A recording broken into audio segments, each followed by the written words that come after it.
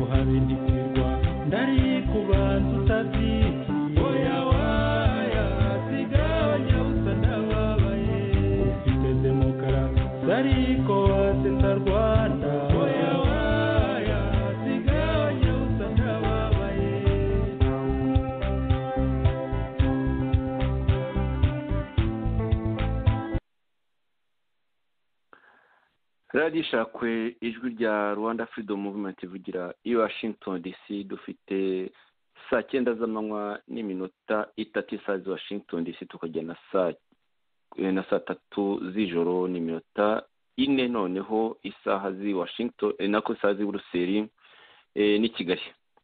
Uno munsi turi kuwa gatatu tariki ya 11 Ugushyingo umwaka w'ibihumbi 2020, tukaba tugiye kubagezaho ikiganiro twahaye ino nyito u Rwanda ruragana hehe, igice cya kabiri.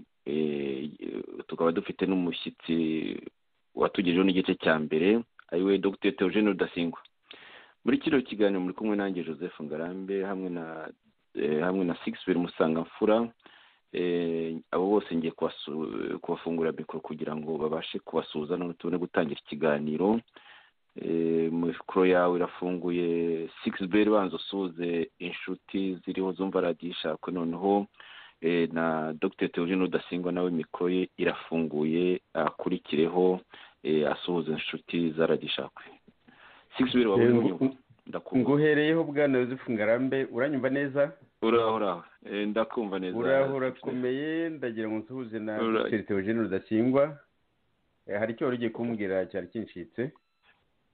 Oya kugusubiza nanjye gusuhuza. Uraho urakomera muri Finland? Turaho tumeze neza, komera. Nagira ngo nyine nsuhuje na Dr. Theogene Rudasingwa.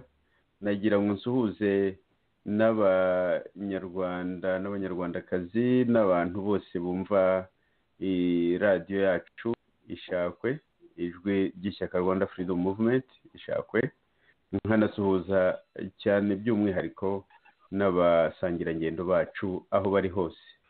Muvandimwe Theogene, mikoro irafunguye, ndanakuruzi, wasuhuza bari batwumva. Ufite Jomeri ndeba Yozefu ndaho ndakuruzi muri studio wahageze cyangwa urakoresha telepasi. Oya muri studio ndagushuje Yozefu, ndagushuje Sixbert bavandimwe, ubwo kandi nshuje n'abavandimwe bakunzi ba radiyo yacu no gusuhuza muri rusange abanyarwanda n'abanyarwandakazi bakurikirana ibi biganiro, ariko tutaretse n'inshuti zacu mu karere zikurikirana ibi biganiro, ndetse we n'abanyamahanga ubu ngubu baba bafite impamvu zo gukurikirana ibiganiro byacu bakanabibika, ubwo rimwe bazabitwishyuza hashize imyaka 50. Ndabashuhuje. urakoze cyane nanjye nongere ngusuhuze. Ushize ubwo duherukanye nawe hari tariki ya 24 Ukwakira 2020, aho twagezaga ku nshuti za radiyo Ishakwe igice cya mbere nk'uko nabivuze mu kanya. Muri icyo gice cya mbere twatangiye turebera hamwe ibibazo by'ingutu byugarije u Rwanda muri kino gihe, muri byo twavuze, mu byo twadondoye muri ibyo bibazo tukanabisesengura harimo ikibazo cya COVID-19, ubukene mu banyarwanda benshi, igitutu cyica kigahonyora abanyarwanda b'ingeri zose, umwiryane mu bice binyuranye by'abanyarwanda, no kwangirika bikomeye by'indangagaciro zaturangaga. Hakabaho mu bindi twasesenguye imibanire mibi n'abaturanyi, indwara y'ubutegetsi bunaniwe n'ibindi. Icyo cyari igice cya mbere nyine. None muri kino gice cya kabiri nk'uko nabivuze mu kanya, tugiye gukomeza twibaza uko disikuru ku mpinduka, disikuru yacu ku mpinduka, impinduka bamwita mu cyongereza change, uko disikuru ku mpinduka twifuza yumvikana mu byiciro by'ingeri 5 igenewe.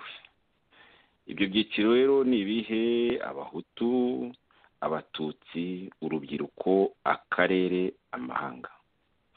Muvandimwe Theogene, rero disikuru ku mpinduka twifuza yumvikana ite muri ibyo byiciro 5 maze kurondora? Ijambo ni ryawe.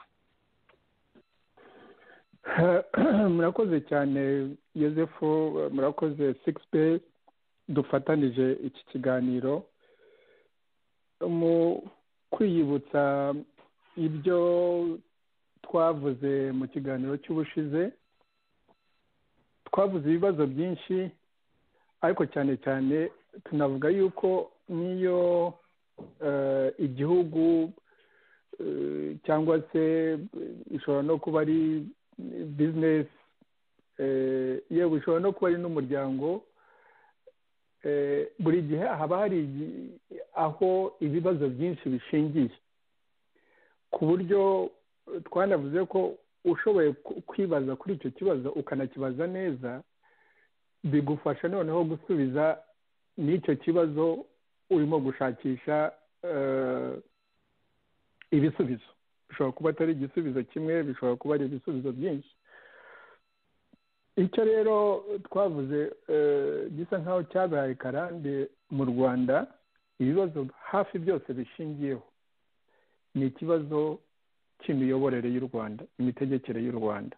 Kandi icyo ngicyo no mu biganiro twagiye dukora mu myaka ishize, duhera no mu mateka y'igihugu cyacu, tukava mu bwami tukageza mu gihe cy'ubukolone, tukageza igihe cya Repubulika ya mbere, iya kabiri, no kugeza kuri iyi ngiyi ya Kagame na FPR sinzi nuko twita niba ari ya kangahe repubulika ya kangahe. Ariko rero ikibazo iyo ugiye kureba ni icyo ngicyo imitegekere y'u Rwanda. Tunavuga yuko nubwo ingoma zikunze guhindura imirishyo, ariko mu by'ukuri ikigaragara ni uko ahanini udutsiko tw'abatutsi cyangwa se udutsiko tw'abahutu cyangwa se utwo dukomoka mu karere, iyo ugiye kureba tuza twitwikiriye ko tuvugira ubwoko, dukorera ubwoko, turengera ubwoko, ariko buhoro buhoro bikagenda bigaragarira abanyarwanda yuko mu by'ukuri utwo dutsiko ahubwo turongera inyungu zatwo, turikorera, tugasahura, yewe byanaba iyo byageze n'ahantu kure tukaba twakwica, tugakora n'ibintu nyine nka biriya ariya marorerwa tuvuga yakozwe na Emirende, kwica abatutsi, jenoside, n'amarorerwa yakozwe na FPR, kwica abahutu, mu byo twebwe tunavuga tukanavuga ko ari jenoside. Icyo kintu tutagihereyeho ngo abe ari cyo tubona ko ari cyo kibazo nyamukuru, bituzanira guhora twifuza tunatekereza ngo dushobora kuvanaho umuntu runaka, tugakoma mu mashyi, intsinzi zikaririmbwa, ariko tukaza gusanga ko noneho ibintu mu by'ukuri nta cyahindutse, ahubwo ari kwa kundi twavuze ngo ingoma zahinduye imirishyo gusa.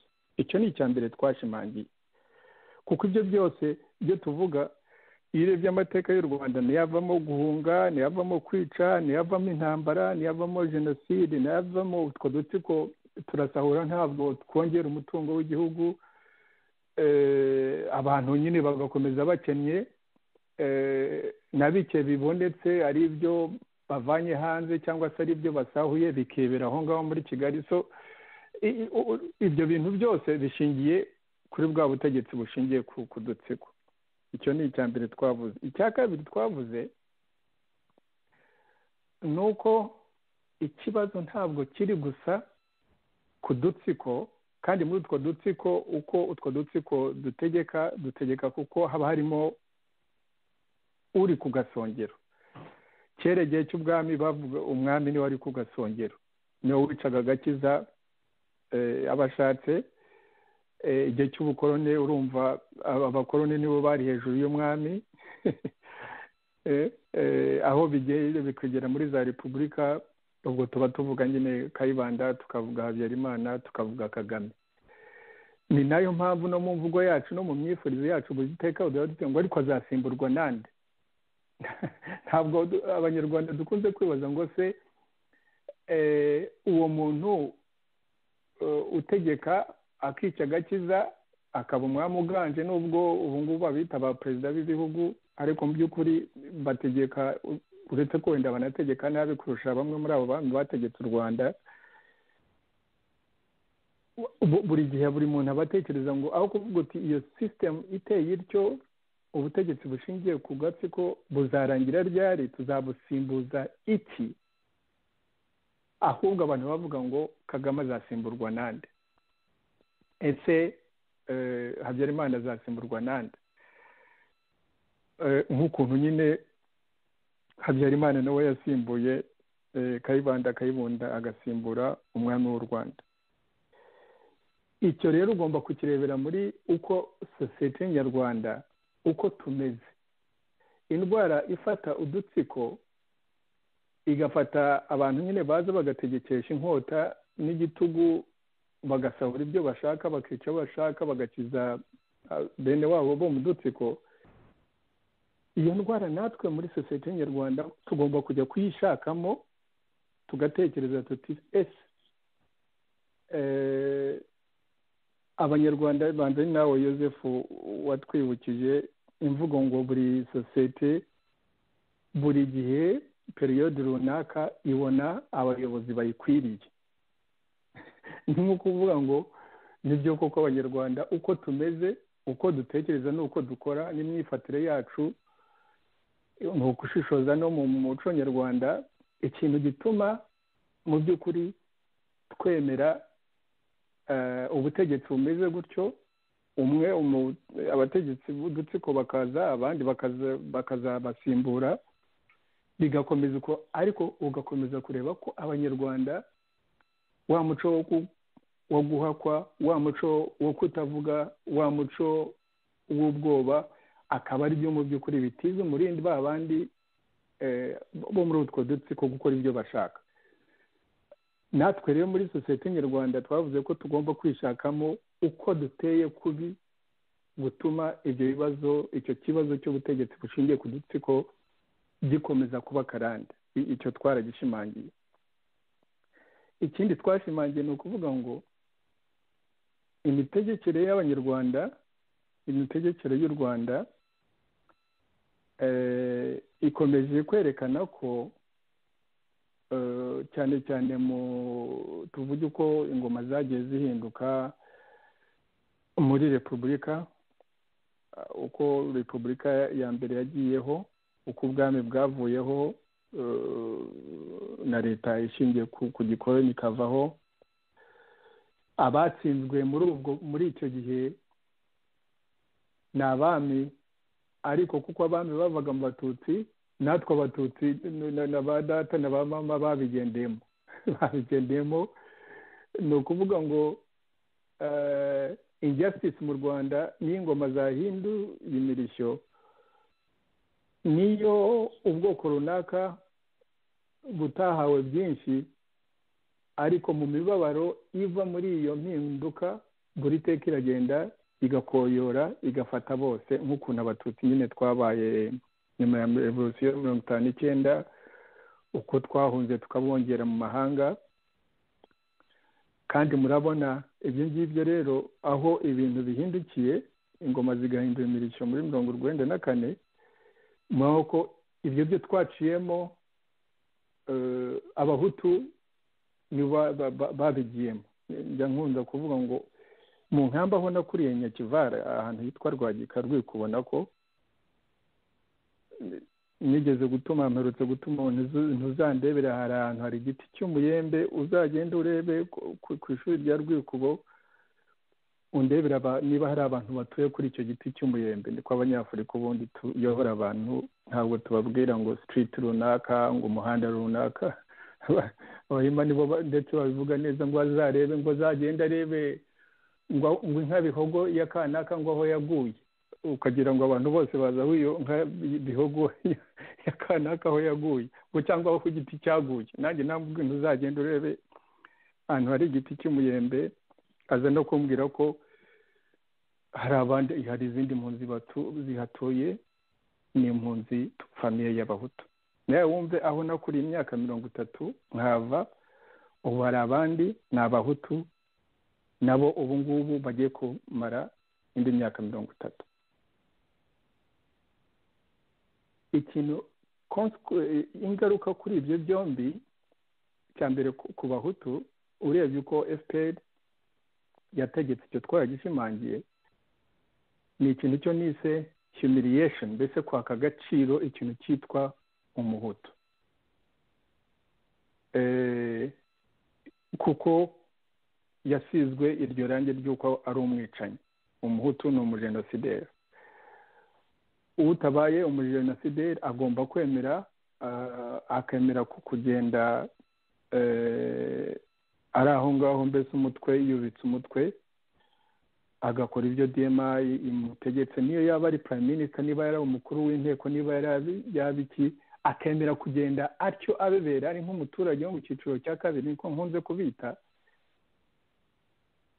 kubera ko ubutegetsi buriho uko busobanura amateka y'u Rwanda n'uko bukora, niyo buvuga ngo bwageze ngo ku bumwe n'ubwiyunge, ikazana nyine abadamu benshi ngo 60% ngo akaba ari nako mu nteko akaba ari mainly cyane cyane abadamu, kandi majorite muri bari abahutukazi, yewe batandatowe bashyirwaho na FPR, batatuwe n'abatura, ariko ibyo ngibyo bakabikubitisha hanze ku isi. Muzarebe ahantu uzasoma hose bazakubwira ngo u Rwanda nirwo ruri imbere. ariko ibyo ntibibuze iyo bwije buri muryango w'umuhutu mu Rwanda azi aho abarizwa, agomba kumenya ukuntu agenda abebera, akamenya ko akora bizinesi ari uko hari umuntu wo muri DMI umugeza muri FPR, umugeza kwa Kagame, baba abacuruzi bakomeye, baba abacuruzi, niko ubuzima bw'umuhutu bumeze mu Rwanda. Icyo kintu cya humiliation twarakivuze kandi tuvuga ko gifite consequence. Ku Batutsi tuvuga ko hari consequence kuri bo, kuko Kagame yagiye ku butegetsi avuga ko aje kurengera abatutsi, kandi abatutsi nibo bamukize ku butegetsi, cyane cyane abatutsi bakomokanaga nawe muri bahoze ari impunzi muri Uganda.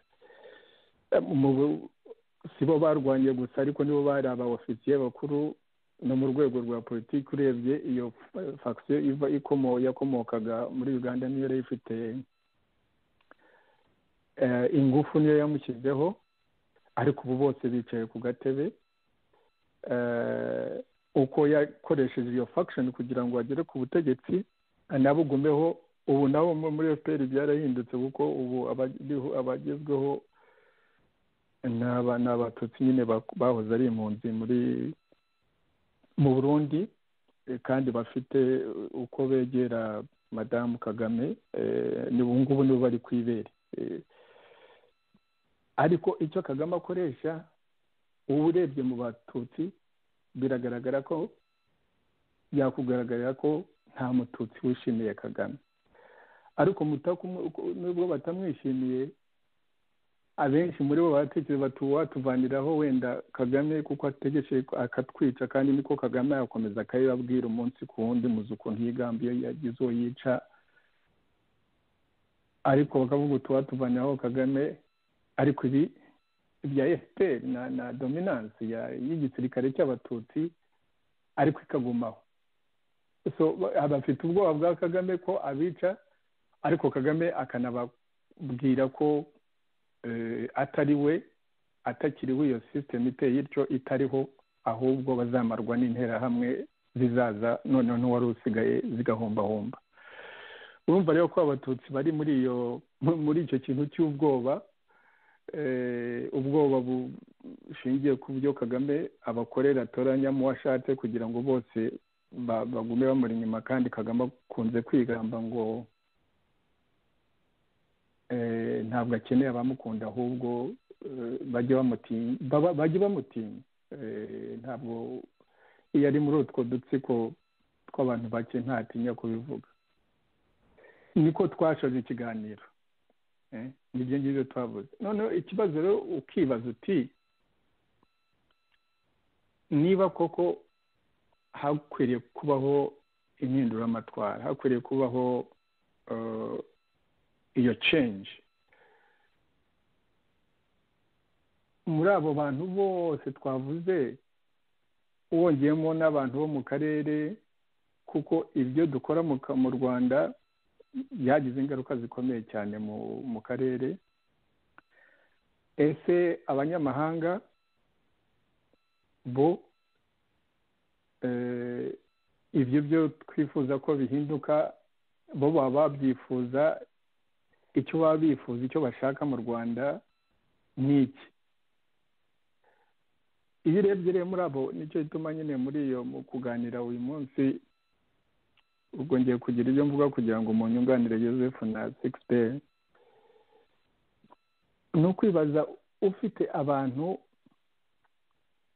bireba bakireba mu mateka kandi bakireba mu bintu by'ibikozere nk'ibyo ngibyo byagiye bigwira abanyarwanda bose, harimo n'abatwa tutajya tuvuga, ukibaza uti iyo change koko, iyo mpinduramatwara koko abanyarwanda barayikeneye.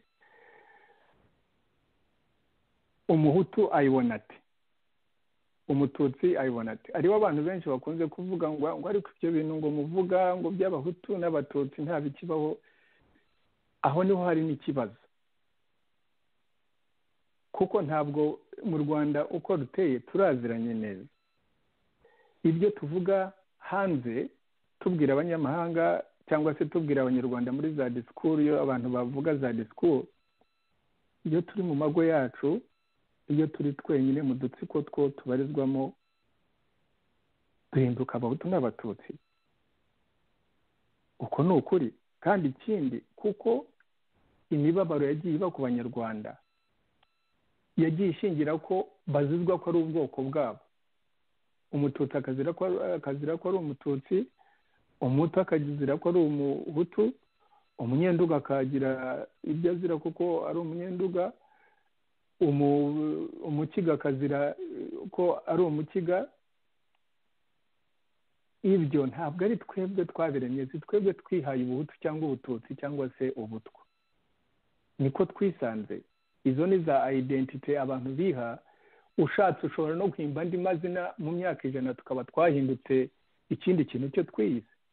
Ariko icyo dukunze kuvuga change, iyo tugomba guheraho, igomba gushingira kuri ibi bikurikira. Icya mbere, kuko ibibazo by'u Rwanda bishingira ku dutsiko, ni ukuvuga ko tugomba kurandura burundu ubutegetsi bushingiye ku dutsiko.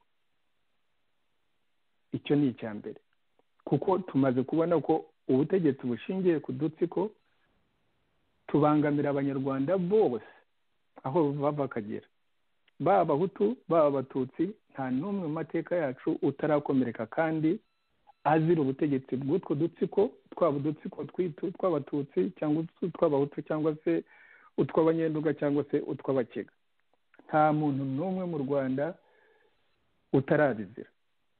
Nabo baba muri utwo dutsiko, kuko ibintu bihinduka mu Rwanda ari uko bihindukanye, bizanye imvururu n'intambara na jenoside n'amaraso kumeneka no guhunga n'iki. Nta muntu n'umwe utabizira, yewe no kuva ku gasongero ba bandi baba bari ku gasongero, kuko usubiza amaso inyuma urebe ku byabaye kuri Habyarimana, urebe ibyabaye kuri Kayibanda, urebe abami b'u Rwanda uko byabagendekeye kuva kuri Musinga. Ntabwo bibasiga amahoro. Na Kagame ntabwo nigeze kuvuga kuri radiyo ariko uvuze ibigoramye imihoro ngo ikarakara. Nigeze kubaza abana banjye mbabwira muri make amateka y'u Rwanda,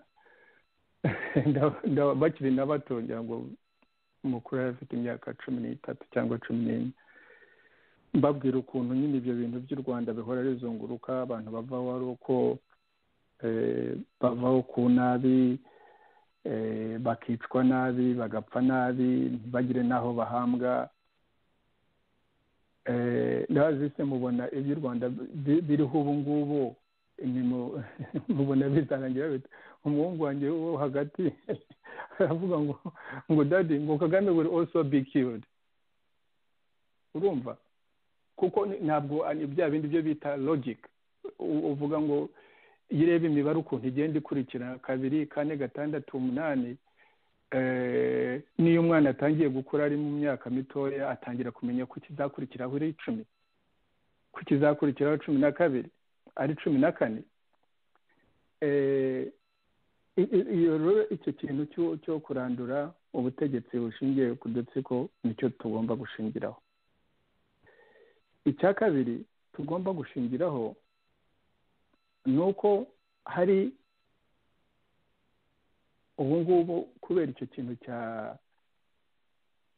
cya jenoside cyabaye, intambara zabaye, gukomereka kwabaye ku bahutu n'abatutsi, harimo n'ibyo bya jenoside, ariko cyane cyane kubera iki kintu cya humiliation mu bahutu, kubikoreza umusaraba wo guhora nyine bafite ipfunwe kuko basizwe icyo cyaha cyakozwe n'udutsiko. Yego bamwe bakabigenderamo, kuko hari n'igihe tujya tuvuga ngo udutsiko, ariko kubera ko twavuze ko mu kibazo cy'u Rwanda dukwiriye kujya tuvugana sosiyete yacu ukuntu abantu bameze, umuntu ashobora kuvuga ko udutsiko ari two twakoze jenoside, twateguye za jenoside tukanayikora, ariko ibyo ntibibuze no kwibaza ngo umuntu wagiye ari umugabo akica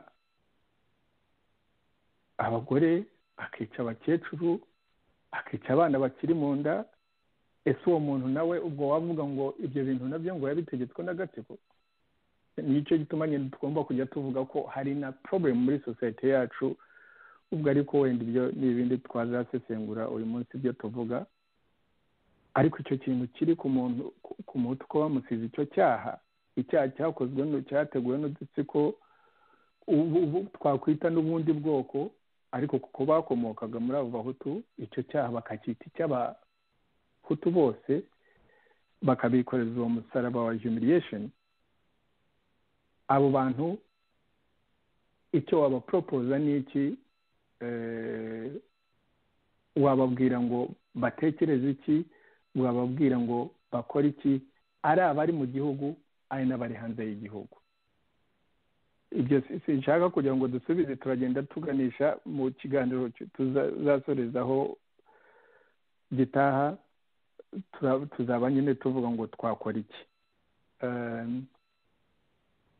No mu batutsi rero, abatutsi burya abantu bakomoka muri FPR twajyaga twanga cyane n'abantu batwita ngo turi ba minorities, ariko kubera ko ntabwo ari twebwe twahimbye izina kuba umututsi, izina kuba umuhutu, kubera nyine izo za identities uko ziteye, no mu mabarura bakavuga ngo abatutsi ni 10% cyangwa se 15%, sinzi ubu ngubu umubare uko uhagaze.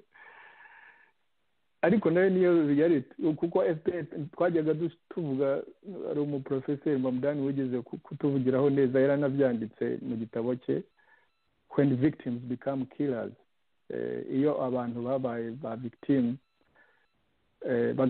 bagahinduka abicanyi, akavuga ngo ari umuntu, undi muntu banza ari umuntu bakorana, bavuze ngo uhumirije ngo abantu bakakubwira inkuru ebyiri, ngo umwe akakubwira ngo nta bahutu n'abatutsi babaho, ngo wamenya ko ari FPR.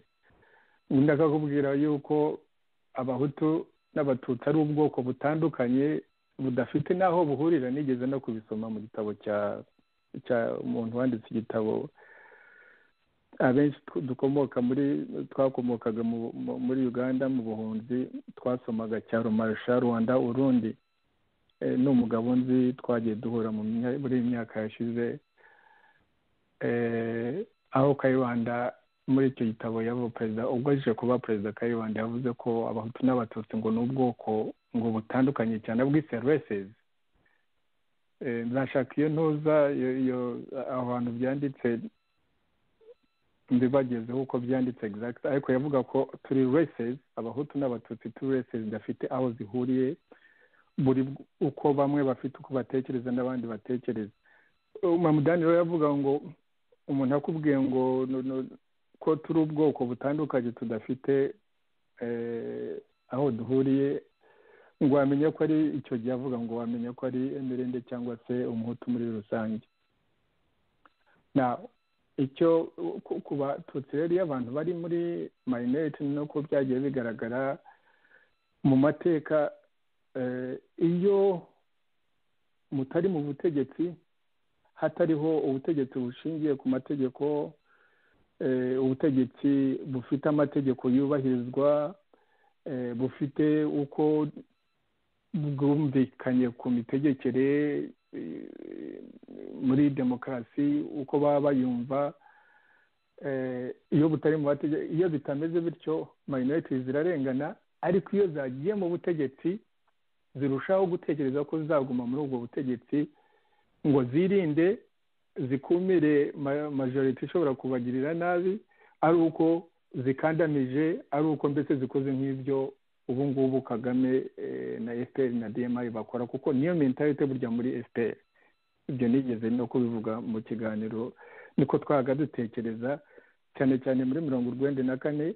Igitangaje ni ukubona ko nyuma y'imyaka 25 iyo mentality gihari, nk'abantu bari muri banka ni ahandi mu ndaki, aho ubutegereze ko igihe cyose ko majority izakumira, ugatekereza rero ko ibyo uzabirinda ari uko ugumye ku butegetsi ugakoresha imbunda ukaziharira ukiharira umutungo mbese ugakora iyo dominance akaba ari ikubera protection. Ubu rero kuko bafite ubwoba bwasakaye muri abo muri ka family z'abatutsi zose ndetse bize kubona ukuntu Kagame abica uruhongohongo akanabakangisha ngo abo bahutu bazaza bakabamara, kandi ukongeraho ko no muri ibi bintu tumazemo igihe bya opposition Sixbert na Joseph muzi ko tukunze kubiganiraho, uri umuntu w'umututsi uri mu Rwanda cyangwa se uri hanze bikunze kumbaho kuko hari abatutsi bajya bashirika ubwoba rimwe na rimwe wenda tumaze kwegerana cyane bakabikubaza bakaba rwose nka biriya bintu by'abahutu ntabwo ureba ko bari abantu bazatumara, ntabwo uzi ibyo badukoreye, umuntu akakubwira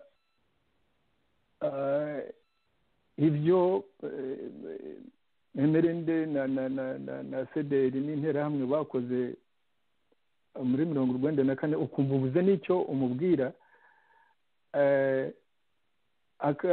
mbese nko kukubwira ko nawe wabaye igihungiye tutagitekereza kuko niba ukorana ngo n'abo bantu niko baba bavuga. Ariko noneho ukahera kuri ibyo ngibyo ukamubwira uti se ubu ngubu nyuma y'imyaka 25 wari wavugana n'abo bahutu? Ese uzi ibyababayeho? Ese Kagame twavugaga ko ari umuntu wacu ngo impyisi ikurye impyisi y'iwanyu kurya ikurundarunda niko bakunze kuvuga.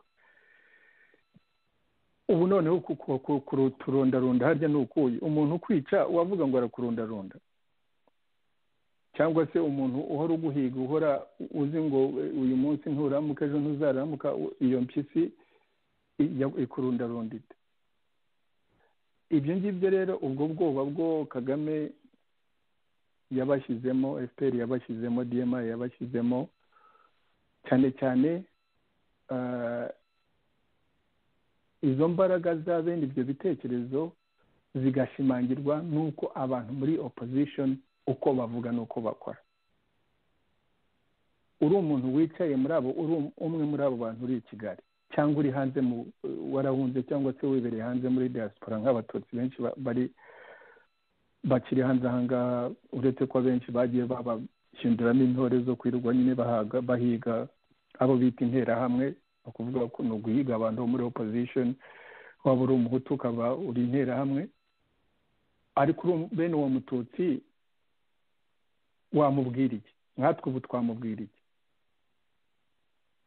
Twamusobanurira ngo iyo mpinduramatwara dushaka, iyo change dushaka, ngo azayivana n'iki? Azayivana n'iki? Urumva rero kuri izo za identities ebyiri zikunze kuranga politike yacu n'imibereho nk'abanyarwanda,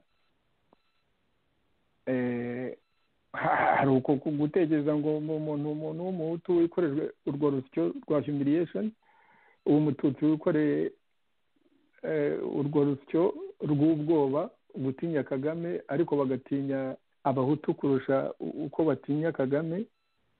Abo bantu basa nk'aho benda kumera nk'ukuntu Hamudani yatuvugiyeho, cyangwa se uko Kayibanda byanditse ngo turi za races, ubwoko budafite aho buhuriye.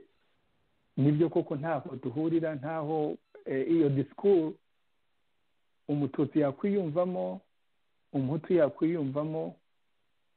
Icyo bashobora gukora bakagikorera hamwe, hakavaho ubwo butegetsi bushingiye ku dutsiko, cyaba giteye gite? Ibyo ni ryo hurizo turimo gupoza. Ariko hariho n'ubwoko bwa gatatu. Simvuze n'abavuga bati iyo muvuga abahutu n'abatutsi hari abantu bo hagati, kubera ko twarashakanye mu mateka yacu yose yabayeho, twarashakanye abiyita abahutu n'abiyita abatutsi. Naje no kubaza mama kiriho nuko nabyibagiwe uko yabinsobanura, ariko mu gisekuru cyacu kwa mama, umwe mu bisekuruza ugenda hafi kugera kwa Gahindiro, umwe muri bo yitwa bihutu. Nivuga ko yavuga ko ni uwantunguranye wa Sekidamage cya bihutu bya Nkusi. Ukibaza se iryo zina bihutu ubundi rituruka kuki? Wenda ibyo murabizi Joseph kundusha we na Sixbert ntabwo mba mbizi, rimwe na rimwe mba ndorongotana. Ariko iyo disikuru yabiteye, ibikorwa byabiteye bito. Ubwoko bwa gatatu nari ntangiyeho mvuga, si ubwo bwo kuvuga ngo hari abakomoka ku bahutu n'abatutsi tudafitiye izina, tugendeye muri izo za identity. Ariko ubwo bwoko bundi mvuga ni ubw'abana b'abanyarwanda, tuvuge wenda bavutse muri 1990 FPR itera. Ubwo umwana wavutse muri 1990 ubu ngubu afite imyaka 30 ngira ngo. Noneho ukibaza abo kandi nibo rero muri demografi y'u Rwanda uko mbese uko tungana mu gihugu, igice kinini cy'u Rwanda nabo bantu bakiri batoya bari hasi, nibo majority mu gihugu hasi y'imyaka 30. Bamaze iyo myaka yose bari muri disikuru ya FPRDMI ibabwira ibintu bimwe, ibabwira uko abahutu bishe abatutsi, ibabwira ko Kagame ari hero, ibabwira ko Kagame ari warokoye abatutsi, ababwira ko u Rwanda mu by'ukuri abo bose abenshi majority n'abazigera bava no mu Rwanda, abashobora kuvoyaje bakava mu Rwanda bakajya hirya no hino ni bake cyane, igice gitoya cyane uretse abahunze n'abandi bishoboye, ariko abenshi bazavukira mu Rwanda rwe no mu Rwanda. Akababwira ko igihugu cyacu ari gitemba amata n'ubuki, ari paradizo, bakirwa bumva Kagame ari umustar, agishobora kugenda ari iyo ngiyo ari za Singapore, ava muri Amerika akajya kureba za basketball akagaruka akagira ate. Abo bana nubwo baba babwira nyine ko base na ba nyina ari abicanyi, abandi muri abo batutsi nyine bakumva bafite iryo shema iryo shema nyine ko nubwo bishwe, nubwo bagiye mu buhunzi bakabwivanamo, nubwo bishwe mu gihugu, ariko ubu ngubu nibo baganje, nibo bategeka. Nubwo ubwo butegetsi mu by'ukuri abenshi bataburimo, nta ni byinshi babuvanaho, ariko hari icyo kintu cya association cyo kuvuga ko turi mu bantu batsinze. Ntabwo turi mu bantu batsinzwe. Nicyo FPR uzumve za disikuru za Bakabarebe na ba Dani n'abandi kandi bavana kuri Kagame, ni bene iyo disikuru. Niyo disikuru. Niba byose byabaye hambere, ibyo byaba gufata barusesagina bakabahimiriya, bagafata Ingabire bakabafunga, n'ukuntu byagiye bigenda abahutu bose twagiye dufatanya nabo kuva muri 1994. Ibyo byose nyine byerekana ko Kagame buri teka bashaka kwerekana yuko ibyo nigeze kubabwira ko bavuga muri ako kazu ngo Kagame n'Abakabarebe turi aho ngaho, bavuga nyine ko n'ubundi umuhutu gutegeka ngo ni exception gutegeka ubundi mu mateka y'u Rwanda ni umututsi. Iyo niyo mvugo yabo baba bafite. Ibyo rero abana bakiri bato, iyo ari umututsi ibyo arabyumva, cyangwa umututsikazi, umuhutu icyo abyumvamo nyine, icyo abyumvamo ni ukubona nyine ko ubutegetsi uko buteye no kubuyoboka, uretse ko hariho n'izindi impact of course kuri iyo mitekerereze n'imikorere, kuko ikindi gihe mu yindi myaka 50, mu yindi myaka 100, nta ubuzi uko amateka y'igihugu azongera guhinduka, n'abazabigwamo abari bo, kuko hari byinshi tudashobora guhishukirwa niyo limitation y'ikiremwa muntu dufite. Ntabwo imbere dushobora kuhabona, uretse ko dushobora kureba ibyo turiho dukora n'ibyo tuvuga ubu ngubu tukavuga ngo ntabwo bizatubera amahire. Ibyo byo keretse uwigira igitambambuga cyangwa se uwo ubusambo buhuma amaso, ariko umuntu ugifite gutekereza aba akwiriye kureba ko ibyo byose bifite ingaruka. So iyo ni nk'ubwoko bwa gatatu mvuga, kandi ibyo turiho tuvuga byo guhindura imitekerereze y'umunyarwanda ahanini nibo tuvuga.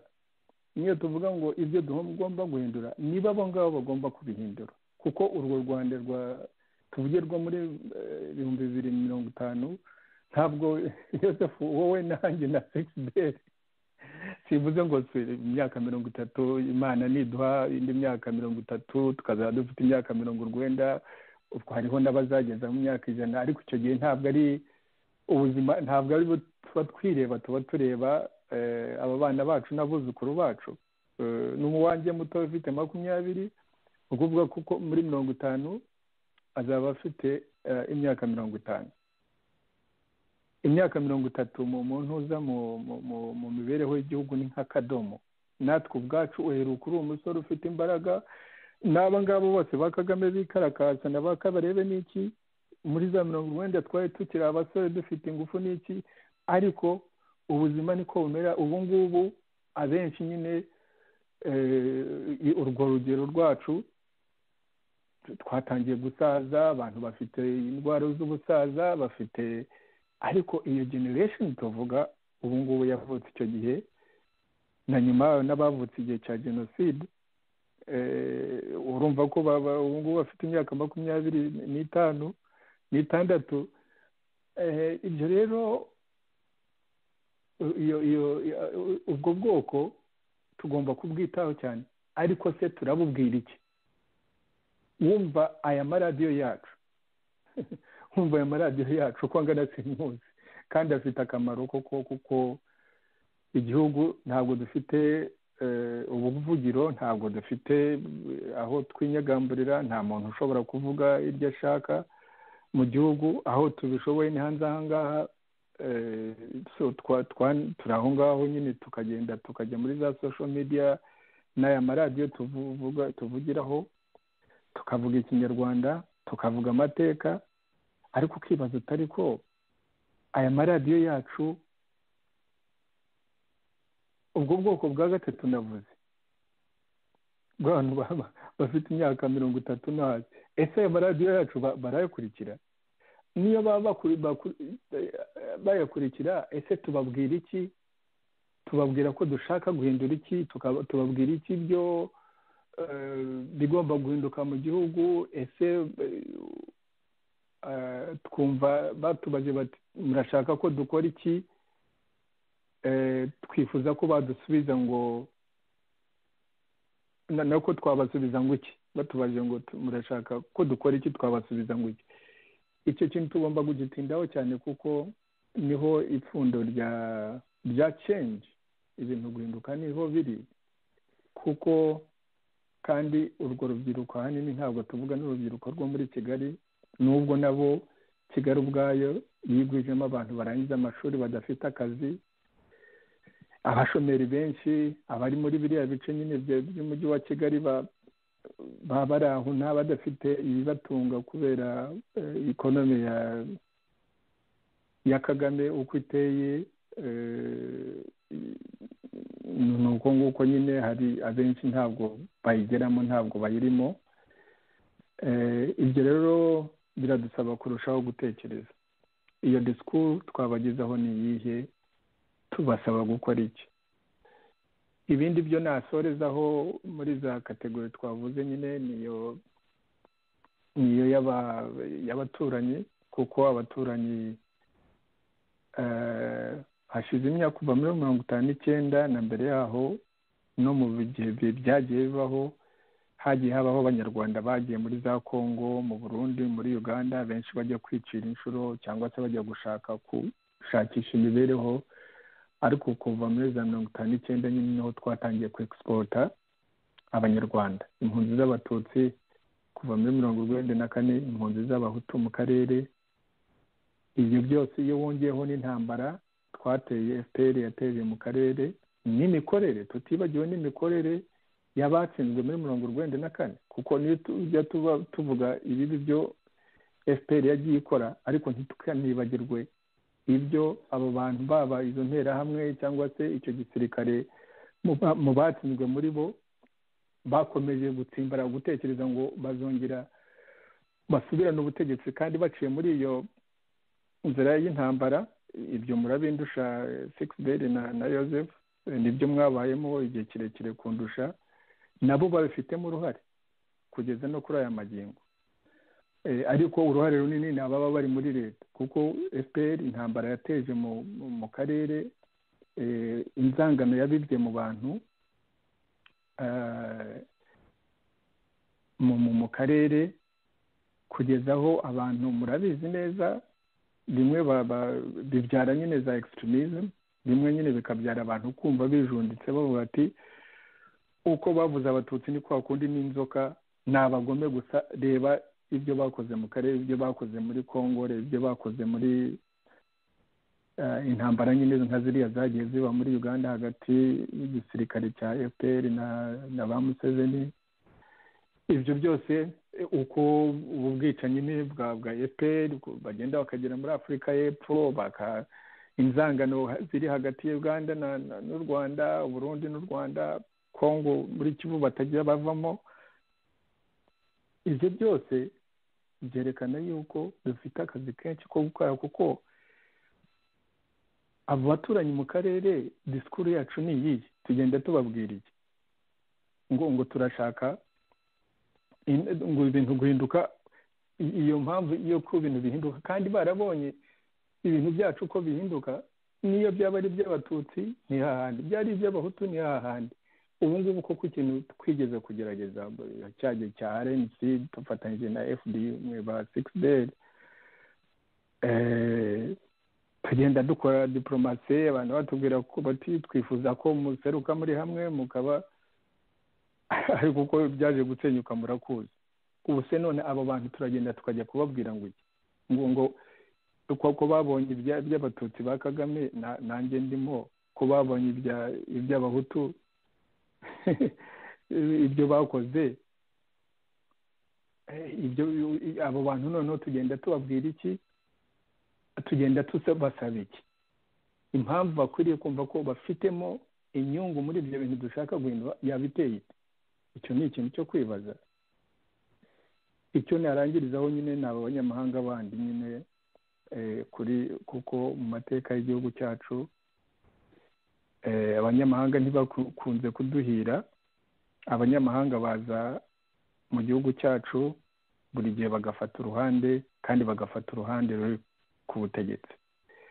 Kandi ibyo niko ku isi, niko mu mateka y'isi niko ibintu byagiye bimera. Abantu bakunda abafite ibintu, cyane cyane iyo ugenzwa rero no gukurikirana inyungu zawe, ushakisha ibintu, ushaka ubukire ku bihugu, cyane cyane ushaka abo uzahaka. Iyo ari mu bihugu nyine nk'ibyacu bya Afurika, tumenyereye ko n'abakuru b'ibihugu bacu bemera nyine bakaba, ijambo muri Uganda bakunzaga gukoresha ni ukuba nyampara. Nyampara ni bene wa wundi wo kuri shantiye utegeka abantu baba bari akoresha kuri shantiye. Narubatse inzu mu Rwanda, uwo nakoreshaga nyampara w'abo bantu, mukuru wabo yitwaga Theophile. Buri bantu bose abo bampatse ibihugu, yewe ibihugu hafi byose n'ibitari bampatse ibihugu, n'ibi byiyongeyemo kubera uko dinamike z'isi ziteye. Abarusiya, Abashinwa, abantu batangiye kugira ingufu, buri gihe bashaka ababakorera. Twebwe rero muri Afurika tumenyereye ko cyagiye kuva igihe cy'abacakara n'ubukorone, umuntu aba ari igihangange, afite amadege, afite bitaraboneka aho ngaho, ariko mu by'ukuri bwakwira ugasanga arakora ibyo abantu bamutegeka gukora bikojeje n'isoni. Nk'ibi by'amasezerano iyo twavuze hagati, yitwa ko ari amasezerano hagati y'u Rwanda na Amerika. Nta wundi muntu ufite icyubahiro, ukunda igihugu cye, ukunda abaturage be, ukorera abaturage be, ushobora kwemera ubundi akagurisha igihugu, akamera nka ya nkuru yo muri Bibiliya ya kubona Esawu, ibyo baba bamutamitse, ibyo baba bamuhaye ntawe ubizi. Ariko kwemera ibintu nka biriya ni nka kwa kundi nyine Esawu ngo yagurishije uburenganzira bwe bakamuha isahani yuzuyeho inyama. Ibyo rero by'abanyamahanga ariko tumenyereye kuva ku Badage, Ababiligi, Abafaransa, Abongereza, Abanyamerika, yewe no mu mibanire yacu n'abaturanyi tugomba kwirinda cyane, kuko ari abantu bakunze nyine kuvuga nk'ubu ngubu Abanyarwanda ikindi maze kubona muri opozisiyo, abatavuga rumwe na leta, burya duhora turekereje ariko Museveni aratekereza iki? Ariko nyakwigendera Nkurunziza cyangwa se Burundi, abategeka Burundi, ese Tshisekedi, ese kera byari Kikwete, ubu hariho Perezida Magufuli, cyangwa se Zuma, cyangwa se Ramaphosa, cyangwa se duhora turi muri ibyo tuvuga Sadaka ariko iratekereza iki?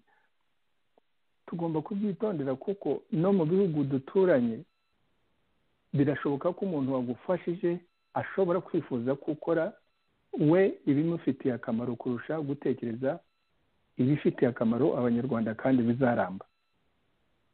Ibyo nabyo tugomba, si abanyamahanga gusa bo hanze, ariko no kuvuga no mu karere dufite inyungu y'uko tugomba kureba uburyo dukorana n'abavandimwe bacu bo mu karere, inyungu za buri ruhande tukazishyira ku meza, tukareba uburyo dufatanya, aho twakosanyije tukagerageza gukosora, kuko ibyo dushaka by'ubwiyunge n'amahoro mu gihugu cyacu turanabyifuriza n'abantu bo mu karere, uburyo twarushaho kurangiza ibibazo twaba twarabateye, natwe bimwe mu bibazo byo baba baraduteye.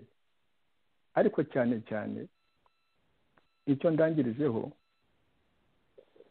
ni ukumenya ko ubu ngubu aho tuvugira mu yindi myaka 30 iri imbere, ni ukuvuga muri 2050, mu Rwanda ntabwo tuzaba tukiri miliyoni 12, tuzaba turi miliyoni 24.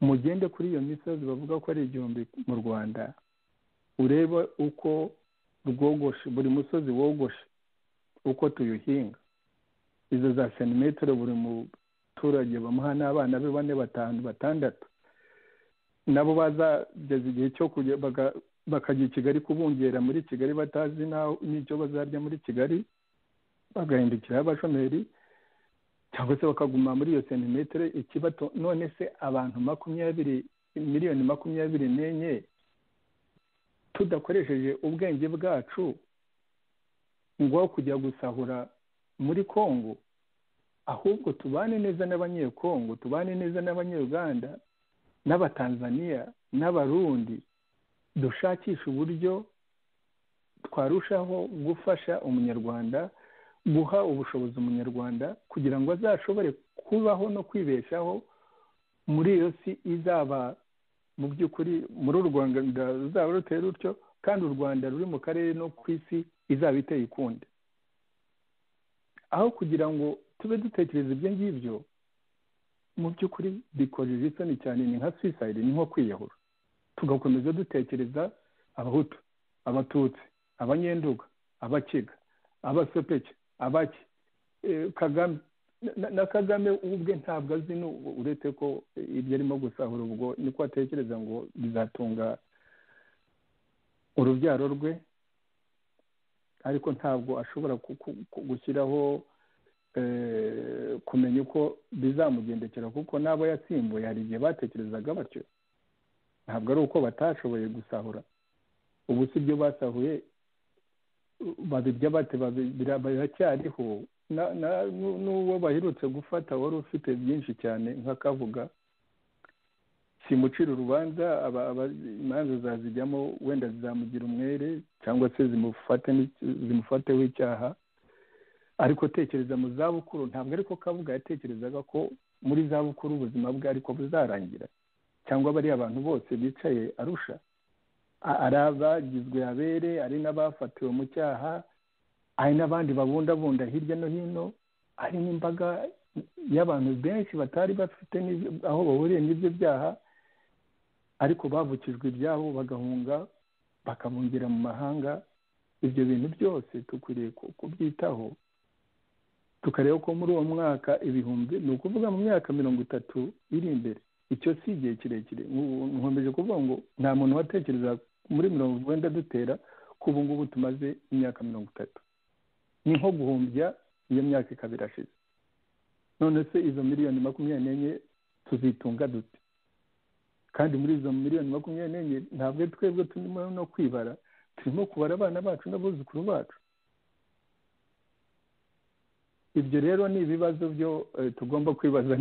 Nagumanye ijambo igihe kirekire, ariko muri iki kiganiro cya kabiri nagira ngo turusheho gupoza nyine icyo cyo twibaza ngo ese butegetsi bushingiye ku gatsiko twaburandura dute kandi tukaburandura burundu, ntibibe gusa gukomeza guhindura imirishyo, ubutegetsi bugakomeza bumeze butyo. Ese uyu musaraba FPR yikoreje abahutu ikikoreza abatutsi, bo buri ruhande twarubwira iki, twarusaba iki, ariko cyane cyane hamwe twakwisaba iki, tukora iki cyatuma n'ibyo ngibyo byo guhindura ubutegetsi bushingiye ku dutsiko kandi buri gihe buza busenya bugasenyera buri wese, twabikorera iki?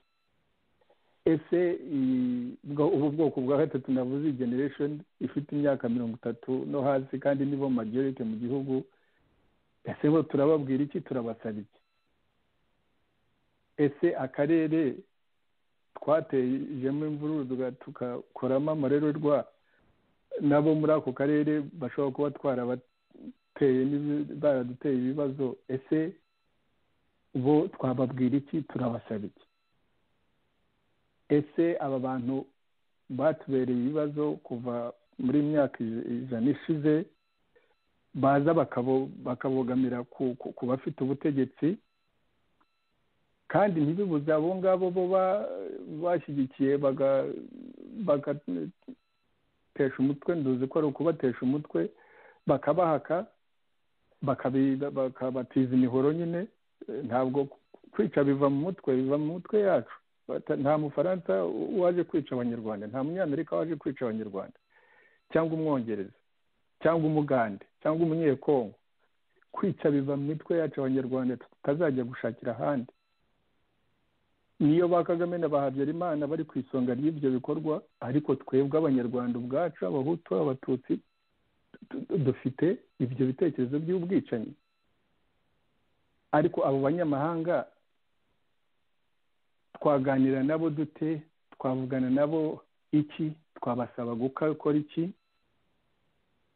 kiduhesha agaciro mu byacu, turebe inyungu zabo nabo bakatubwira izabo, tukareba aho duhurira, ariko atari ukugira gutya ngo u Rwanda n'abarutuye tubitange dusa nkaho nako twisuzugura cyane, ku buryo dusa nkaho ibyacu byose dufite, ubutunzi dufite butafite n'uko bungana. Kuko iyo ufite abantu banga miliyoni 12 cyangwa 24, uba ufite ubutunzi udashobora no kuba, kuko icyo upfa kubaha ni agahenge cyo gutekereza neza, bakagira amahoro, umuntu akaba azi ko hari amategeko arengera buri wese. Ibyo bashobora gukora ntushobora kubibara. Ibyo muri ntuze economy Joseph Banza babyita intangible assets. Ibintu ni ubukungu ufite ariko udashobora, si nk'inzu cyangwa se imodoka cyangwa se frigo cyangwa se gari ya moshi n'ibindi. No, ni bank ugendana. Imitwe yacu ni bank tugendana. Nicyo gituma ashobora kuva mu Rwanda haza no muri Amerika, ubu ukajya mu Bufaransa, undi akajya muri Finland, tukaba dufite ibyo tuzakora. Ibyo dukora nuko izo za bank dufite mu mutwe ari bwo bumenyi n'ubushobozi n'ubukorikori n'ibindi byose turabigendana. Ibyo ni byo dukwiriye gutekereza ku banyarwanda, tukamenya uburyo tuganira n'abo banyamahanga, ariko ntihazabe na rimwe umunyarwanda ngo kuko ari perezida w'igihugu ngo agabe igihugu atange igihugu ari uko wenda bamuhaye nka bya bindi byo navuze byo muri Bibiliya bya Esawu na Yakobo kugurisha igihugu kuko bazaguha indege cyangwa se ngo bazaguha intwaro cyangwa se ngo kugira ngo ugume kuri ubwo butegetsi ukomeze ukore bene ibyo ngibyo. Absolutely no. Niba umunyarwanda adafite umujinya wo kurakara wo kuvuga ko ibyo bikwiriye guhagarara, then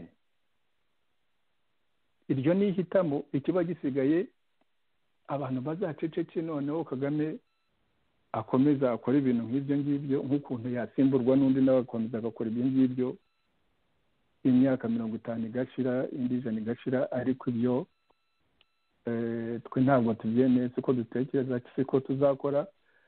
Ubwo naba mbasubije ijambo 6 niba hari n'igihe mbasigiye. Murakoze nayo. Urakoze cyane nyine werekanye ukuntu inzira dufite ari ndende igoye, nubwo dufite kwemera gutuma nyine iyo nzira ifunganye, tugomba ibyo ari byose kuyibona bityo u Rwanda rw'ejo rukagira rwose amahoro kurusha za generation zashize. 6 mugenzi wacu Theogene twatumiye kugira ngo nyine akoreshe ubumenyi afite bwinshi cyane mu rwego rwa politike, mu bintu yanashyize mu bikorwa mu by'ukuri ubuzima bwe bwose.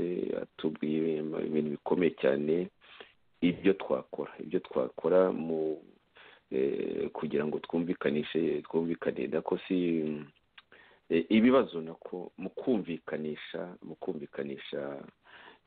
impinduka yacu tuyibwira ziriya kategori eshanu. Hari icyo wakongeraho 6? Ndagushimiye Bwana Joseph Ngarambe, ariko ndagira ngo nshimire by'umwihariko Dr. Theogene Rudasingwa ku isesengura amaze gukora mu buryo bwimbitse, ku buryo rinatuma ndetse umuntu abona ibintu byinshi cyane bikwiye gutekerezwaho, nabyo tukazabiganirira abanyarwanda kugira ngo mu by'ukuri abantu barusheho gusobanukirwa n'ibyo abantu bavuga. Ariko nanone iyo ukurikiye iri sesengura risa naho rinahishura impamvu usanga abo twita indatwa mu banyarwanda usanga mu by'ukuri banatinya bino bibazo. Indatwa ubwo ndavuga abantu yenda mu zindi ndimi bita ba elite, ndavuga nk'abantu bize bafite banagaragaza n'inyota cyangwa se n'ubushake bwo kugira ngo babe bayobora abandi, babe bajya ku isonga. Ni nk'abo ngabo nshaka kuvuga cyane cyane. Usanga ibi ngibi bisobanura byerekana mbese ubunebwe abantu baba bafite, bavuga bati iyi nzira ni ndende, nta wazayijyamo ngo azarinde agera mbese iki kivi, mbese nta wazagira igihe azagiturira. Kandi koko ikibazo dufite mu Rwanda ni kirekire, gifite umuzi muremure cyane, ku buryo rero nk'uko Dr. Theogene yabivuze ati mbese ni ibintu birebire ku buryo nkatwe nk'imyaka dusigaje imbere yacu, ndavuga nkatwe kuko turi muri iki kiganiro, ko mu by'ukuri aho hantu nta wakwizera ko tuzanahabona. Ariko nibura ibintu biganiriweho, abantu bakagira aho bagiza icyo kivi, abakurikiyeho bagira aho bahera, aho bakomereza, aho bakosora, aho buzuza. Niyo mpamvu rero wa mugani iyi politiki dukora tuvuga tuti dusesengure, dushakishe ukuri kw'ibyacu. Niyo mpamvu iyi politiki abantu usanga ku mpande zose, ndavuga impande ari abari ku butegetsi, ari abarwanya ubutegetsi, ari abahutu, ari abatutsi, hose ugenda usangamo abantu bavuga bati ibyo muriho mwigisha ni byiza, ariko igihe bisaba ni kirekire cyane ntawe ugifite. Noneho ugasanga ba bantu bavuga bati igihe bisaba ni kirekire, ubuzima bwabo bwose burarangiye nta n'icyo bakoze, ibyo birukankagamo bajyamo nta n'ibigaragaye ntaki, ugasanga abantu bari muri iyo nzira itarangira.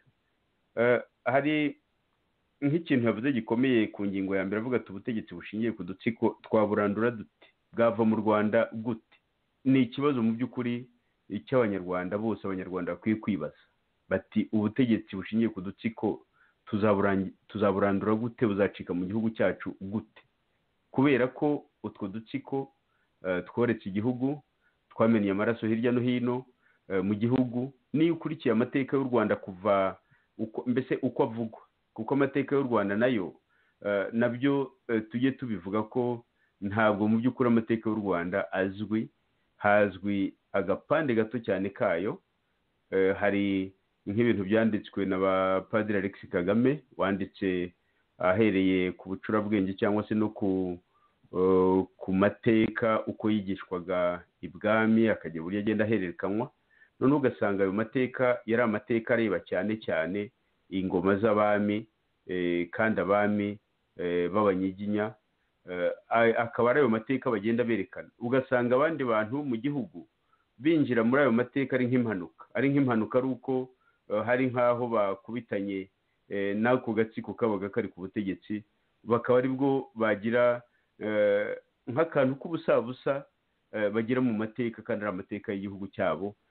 Ariko nanone hari n'abazungu bagiye babyandikaho b'Ababiligi n'abandi batari Ababiligi, bagiye babikurikira mu bushakashatsi bagiye bakora, ariko nabwo ugasanga ari ubushakashatsi butuzuye, kubera ko ubutegetsi bwagomba kubishyiramo imbaraga kugira ngo habe ubushakashatsi bwimbitse, ntacyo ubwo butegetsi bwabikozeho. Hanyuma amateka agorekwa abantu bayareba, yigishwa atyo, abantu bayazi batyo, bamarana n'amateka atuzuye mu by'ukuri, amateka y'ibice. Ikindi umuntu yavuga kinagaragaza ko n'utwo dutsiko mu by'ukuri abantu batekereje bakageza kure, nta nubwo twari dukwiye kubaho. U Rwanda rwabaye u Rwanda ryari, abanyarwanda babaye abanyarwanda ryari. Noneho ubwo mpereye aho ngaho ndaza kugera noneho no ku Batutsi n'Abahutu n'Abatwa. Noneho iyo wibajije nk'u Rwanda rwose igihe rwabereyeho, ntabwo muri iki kiganiro mu by'ukuri inyito twagihaye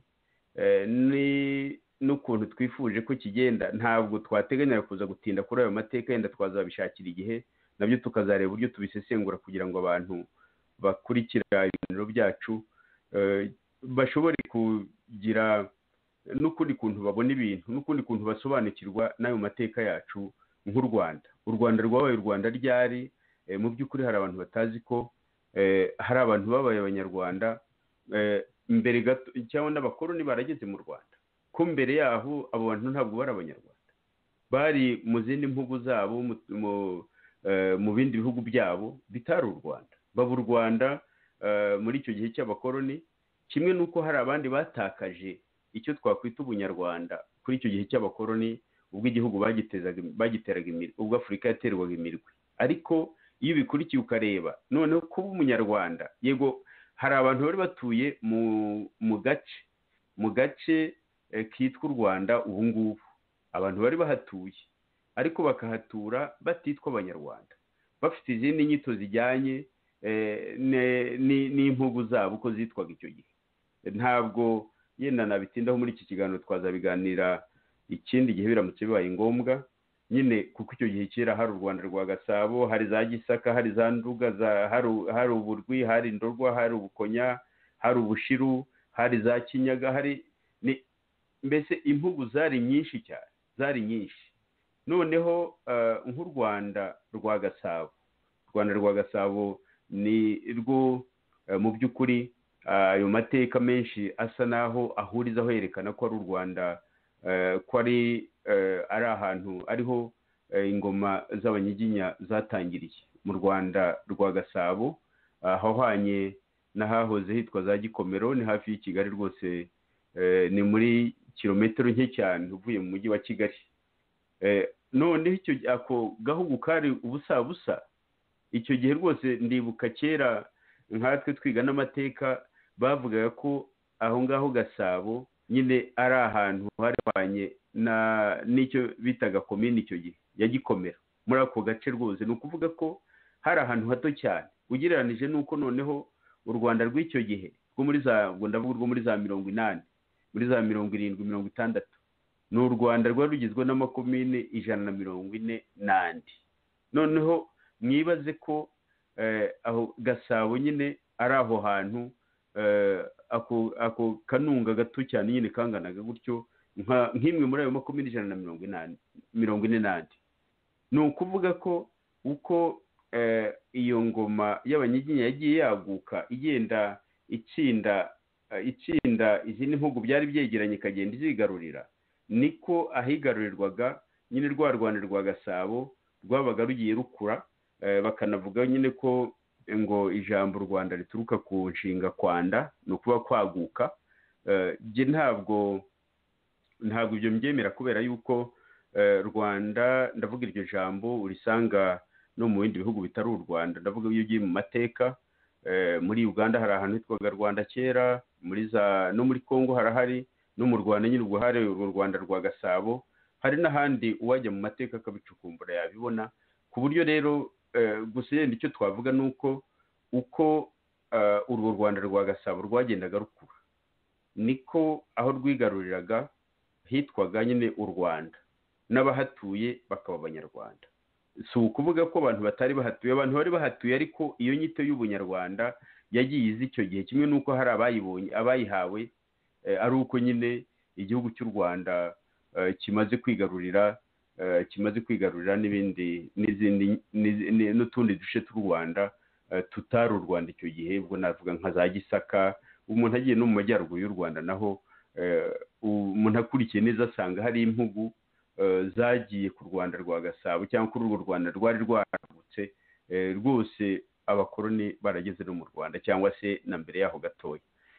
Noneho naho iyo havuye ugatekereza abahutu babayeho ryari, ndavuga iyo nyito, abatutsi iyo nyito yaje ryari, nabwo niho ushaka ibyo bintu ukabishaka mu mateka yacu, ugasanga mu by'ukuri ya mateka kuko aragoramye. Ni nabwo ubona ko abanyarwanda cyane cyane nk'ababa bari ku isonga bafite nka leta bayobora igihugu, baba bakwiye gushyira imbaraga mu kugira ngo bashakishe neza amateka y'abantu batuye u Rwanda ni ayahe, amateka nyayo, turetse nyine mu mateka agenda yagiye avugwa agamije mu by'ukuri kugira ngo agire ishusho iyi n'iyi atanga y'igihugu, aho kugira ngo abe ari amateka nyayo y'igihugu n'abagituye. Aho rero hari ibintu byinshi cyane byagomba gukorwa bitigeze bikorwa, kandi uko abantu bagenda, ndavuga uko imyaka igenda isimburana, ni nako n'ubwo bushakashatsi buzagenda buruhanya cyane, kubera ko buri bantu utwo bazi, uko igice cya mbese uko urungano rwabo rugenda rugahera, ni ukuvuga ko ibyo bazi ibyinshi bajyana nabyo mu mva.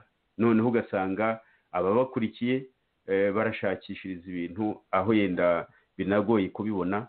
Kandi n'iyo abantu bahera no muri iki gihe, mbese abantu utwo bibuka bagenda batwegeranya, nibura abantu bagira icyo bageraho. Ariko ibyo byose bisaba ko abantu bagira amahoro, abantu bakagira igihugu, abantu bakagira ubutegetsi buha buri wese ubwisanzure, ubutegetsi buha buri wese amahoro, kugira ngo buri wese atange umuganda mu kubaka igihugu cye.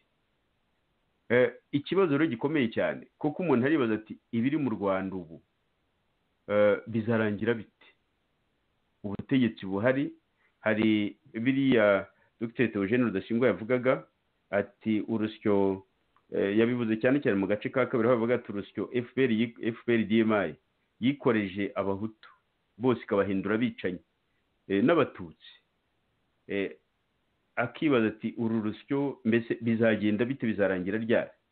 Hari n'urusyo rega buriya MRND-CDR nayo yikoreje abanyarwanda, abahutu cyane cyane, narwo ni urusyo ruremereye cyane.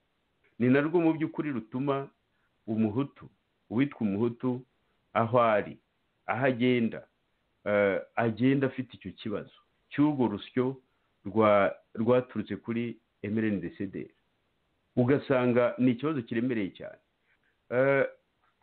Nahoze numva inkuru uyu munsi, ntabwo narateganije kugira icyo nyivuga, ariko yenda nakavugaho nko mu gace k'umunota. Ndizera ko igihe twateganije ntariho nkimara. Bwana Yozefu Ngarambe mu by'ukuri ni wowe uriho ucunga studio wakomeza turacyafite nk'iminota 10 komeza nagira ngo nkavugeho gatoya rwose nahoze hari umuntu witwa Rugema Kayumba umaze iminsi akora ibiganiro byinshi nabonye binakurikirwa n'abantu benshi hari aho yavuze nyine ati hari aho yavuze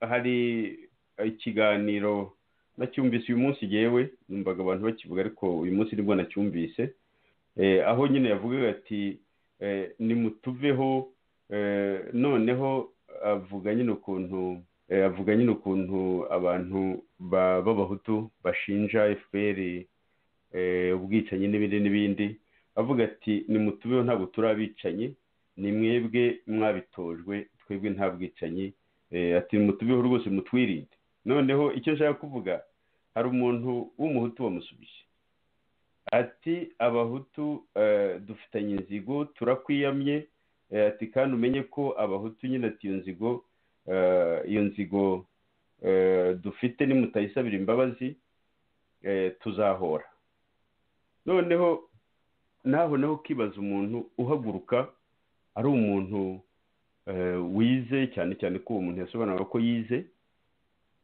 akavuga mu izina ry'abantu b'abahutu bose nta n'umwe akuyemo rwose akavuga mu izina ryabo ati dufite inzigo tuzahora niba mudapfukamye ngo musabe imbabazi ni ikibazo gikomeye cyane ni ikibazo gikomeye ariko n'ikigikomeza kurushaho ni uko imvugo nk'izo ziranatambuka natwe tuvuga ngo turi bakuru tukazirika zikagenda abantu ntibahaguruke ngo bavuge bati sigaho noneho uko ibyo bintu bigenda bitambuka niko bigenda biroga abasigaye abana urubyiruko noneho ugasanga imyumvire abantu bafite ni imyumvire ikomeye cyane irimo umugaga mwinshi cyane ku buryo wibaza uti ibi bintu bizarangira bite koko ariko aho nari nturutse navuga nti ibiri mu Rwanda ubu bizarangira bite ntabwo bizarangira neza ariko aho tugana iyo urebye kure cyane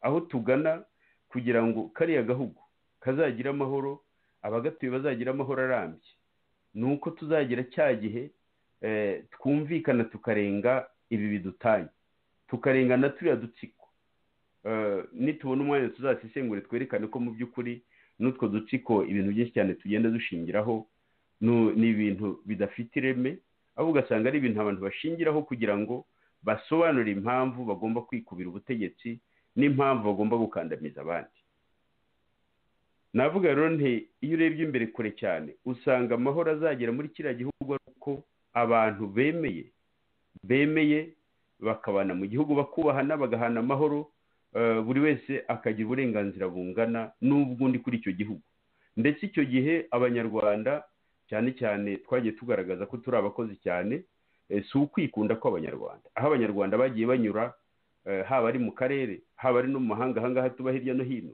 usanga abanyarwanda ibintu byinshi cyane bagiye bajyamo batera intambwe ukabona ko ari abantu bafite ukuntu bakora gufatika kugaragaza ko bafite imikorere yihariye kandi igenda igana imbere ariko nanone tukaba dufite za ntenge zikomeye cyane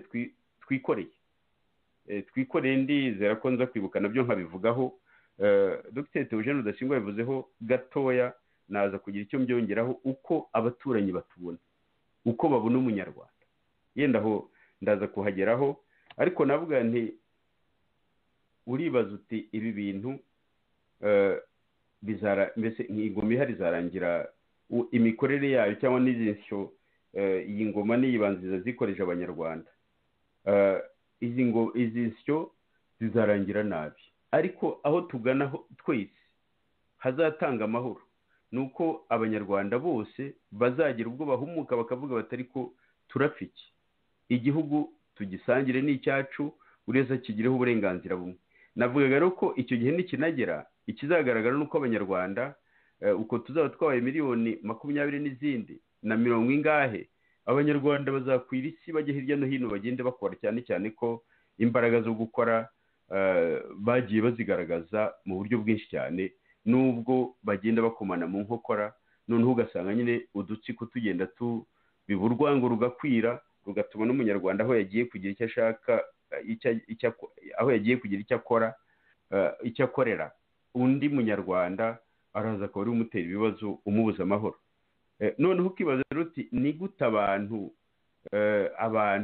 bariho ubu ngubu turiho ubu ngubu abibona nk'indatwa cyangwa se ababonwa nk'indatwa ni gute bareka igihugu ko inzira igaragara ko amahoro ari icyo gihe azabaho, icyo gihe abantu bazaba bemeye ko tugira uburenganzira bumwe ku gihugu, kuki abantu batabishyiramo imbaraga ngo bashake ko urwo rugendo rukorwa rutangirwa rukanakorwa, ahubwo bakareka bakemera ko abahezanguni aribo bakomeza kugenda bakurura abantu nk'abashyira ikiziriko mu ijosi ry'ihene bakagenda bakurura uko bashaka.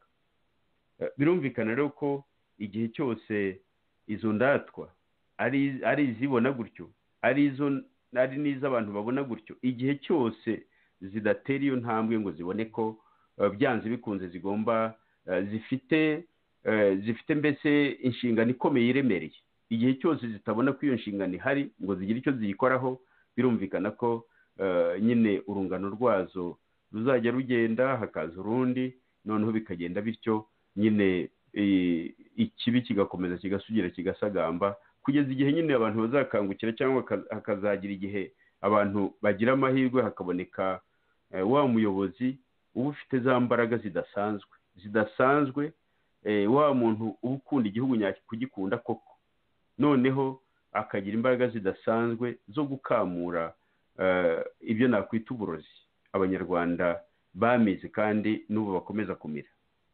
Kugira ngo ya minota bavuze ntayimara, nagira mvuga akantu gato kuri kiriya cy'ukuntu umunyarwanda abonwa mu karere, nabyo ndabivuga mu magambo avunaguye cyane. Birababaje kuko mu karere turimo umunyarwanda nyine abantu baryana inzara iyo babonye umunyarwanda bati umunyarwanda araje, ntabwo babona umututsi cyangwa umuhutu ngo babitandukanye bavuge ngo uriya ni umumarayika kubera ko ari umuhutu, uriya ni umumarayika kubera ko ari umututsi. Birumvikana kandi buri munyarwanda aho anyuze agenda asiba undi, noneho akagenda ari umuhutu asiba umututsi, akagenda ari umututsi asiba umuhutu. Abatwa ntawabarenganya ngo bavange muri izo ntambara, cyane cyane ko ikigaragara ari uko abatwa nta ruhare bagiye bagira muri ibyo bintu byo gusenya igihugu, cyane no muri ubwo burozi mvuga ko abanyarwanda bamize n'ubu bakimira, ku buryo mbese ari kimwe mu bizasenya igihugu. Mu mahanga rero ko batubona ari abaturanyi, ari abarundi, ari abagande, ari abatanzaniya, ari abanyekongo, cyane cyane nk'uwareba nko mu Burundi, umunyarwanda babona ari umuntu w'umugome. Ni nuko nk'uko batuvuga rwose ko turi abantu b'abagome, abantu b'indashima, abantu b'abicanyi, abantu b'amayeri, abantu batagira ukuri. Dufite iyo sura, kandi iyo sura ntabwo tuyifite, ntabwo ari iy'abatutsi gusa cyangwa abahutu gusa. Iyo sura ifitwe n'umunyarwanda wese, ariko mu dutsiko nk'uko nyine twabivuze, hari udutsiko hari agatsiko kari ku butegetsi, hari n'utundi dutsiko turi muri za opozisiyo mu bintu bitandukanye. Ni nk'urwo rugero natanga rw'umuntu uvuga ati abahutu dufite inzigo tugomba kuzahora, dufite ibi n'ibi, kandi akumva rwose ahagaze ku maguru ye aravugira abahutu ati dufite ibi n'ibi tugomba kuzahora, tugomba kuzarwanira mpaka dushize, agahaguruka akavuga atyo. Birumvikana rero ko abantu iyo myumvire yacu, iyo mitekerereze yacu, kandi uko tugenda tuvuga ibyo byose, hari abaturanyi benshi cyane n'urwo rurimi rwacu banarwumva. N'utakumva ururimi rwacu yareba n'ibyo dukora, akareba ukuntu twicana, akareba ukuntu dukora amarorerwa hirya no hino. N'utakumva ururimi rwacu yareba ibyo dukora, isura y'umunyarwanda ni mbi cyane, ku buryo rero bibabaza kubona ubutegetsi buri mu gihugu cyangwa n'izo ndatwa zidashyira ingufu nyinshi mu kugarura ya sura, ariko atari ukwigarura mu mvugo ngo bavuge ngo noneho isura yacu ibaye nziza, nka bya byo mu Rwanda bavuga ngo agaciro k'umunyarwanda. Imvugo ikaba iri aho ngaho, ariko mu by'ukuri imikorere igakomeza kuba yindi ya ruvumwa. Birumvikana nk'iyo umuntu arebye ibyo abanyarwanda bakoze muri Kongo, ntabwo mvuga simvuga leta iyi leta y'igitugu ya Paul Kagame, ndavuga abanyarwanda ibyo bakoze muri Kongo, kuko buriya abanyekongo igihe bazavuga bakavuga ibyababayeho bikozwe n'abanyarwanda b'amoko yose, tuzumirwa kubera ko ibyo dukora ntabwo ari ibintu bihita bitwarwa n'umuyaga ngo bigende bihere, ni ibintu bizageraho bikazavugwa, ku buryo rero rwose abanyarwanda uribaza uti tuzakanguka ryari natwe tutavuga rumwe na leta y'igitugu ya FPRDMI, tuzakanguka ryari ngo tubone ko hari urugendo rukomeye tugomba kugenda turutangire, nibura n'abatazarusoza abana babo, barumuna babo n'abandi bakazagera aho bakomereza. Nagira ngo no gukomeza gutindana ijambo nsubize ijambo Bwana Joseph Ngarambe uyoboye studio. Urakoze cyane rwose, urakoze cyane Sixbert kunganira mugenzi wacu Dr. Theogene Rudasingwa kuri kino kiganiro igice cyacyo cya kabiri, ikiganiro u Rwanda ruragana hehe, mu gice cya kabiri aho mwibajije ukuntu disikuru ku mpinduka twifuza yumvikana mu byiciro bitanu twashyize imbere by'ingenzi, ari bo Bahutu, Abatutsi, urubyiruko, akarere n'amahanga. Ndagira ngo rero Dr. Theogene Rudasingwa rwose ufate ijambo dusoza kino kiganiro tunarikira inshuti zacu kuzaza mu kiganiro gitaha mu gice cyacyo cya gatatu, aho tuzibaza ariko tunatanga ibisubizo, ko naho mwamwibaje ariko mutanga n'ibisubizo mu by'ukuri muzarushaho kubitanga ubutaha, ukuntu rero twagera ku nshingano twihaye, n'iki cyakorwa nk'abanyarwanda, twakora iki, twabikora dute, icyo nicyo gisubizo, nibyo bisubizo tuzatanga mu gice cya gatatu cya kino kiganiro ubutaha. Muvandimwe Theogene rero afata ijambo rwose ugasoza, kandi nongere ngo nshimire inshuti za radiyo Ishakwe zakomeje kutwumva, zikunze rwose zikunze kuvuga ko ibiganiro utanga bibubaka, bibungura byinshi. Ijambo ni ryawe. Murakoze cyane Joseph, nshimire na Sixbert unyunganiye.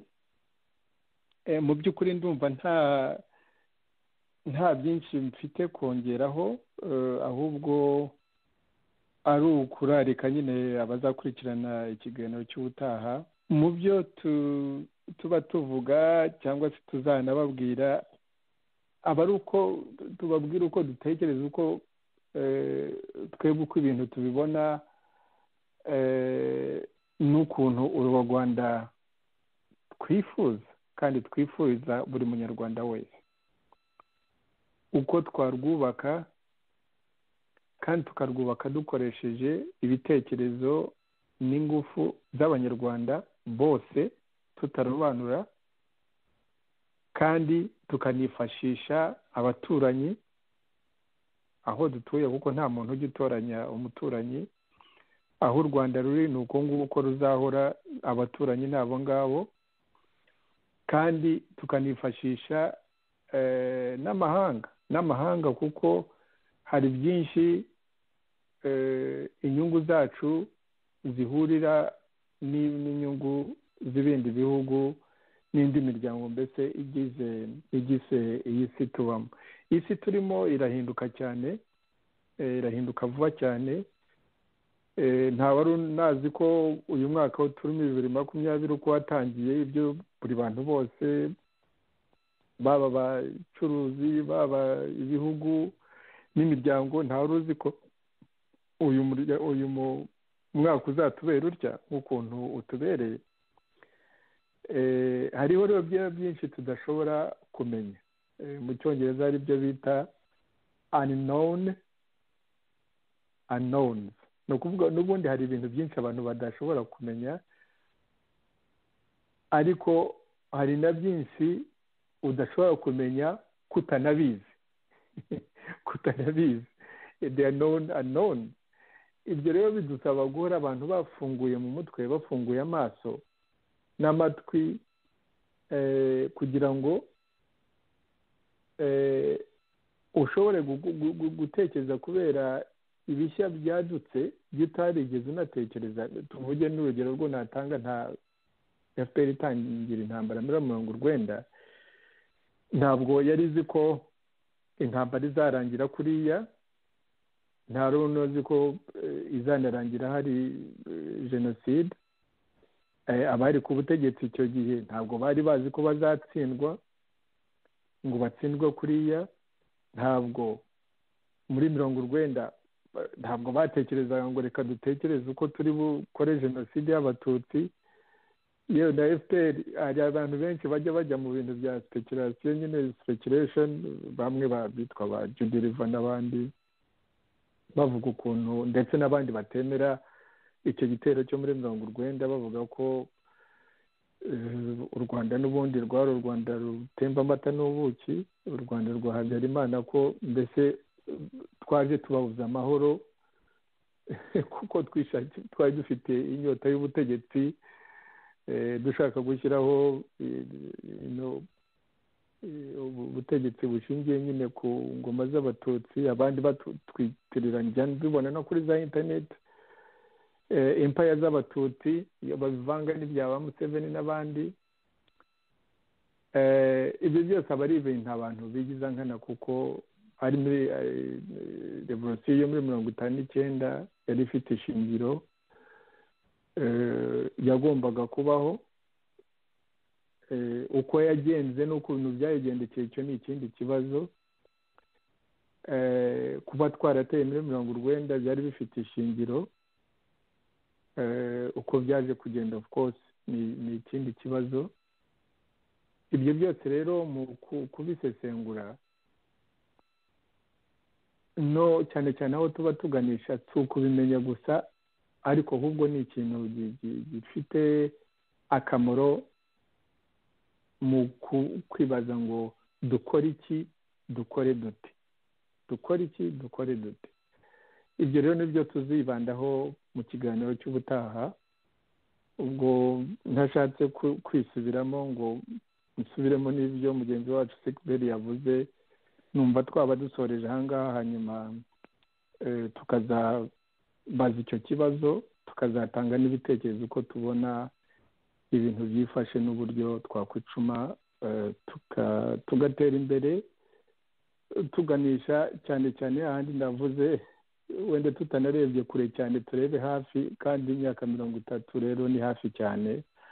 Tunibaze ngo ese muri iyo myaka 30 tuvuga iri imbere, ibyo twakora ubu ngubu nona ni ibiki?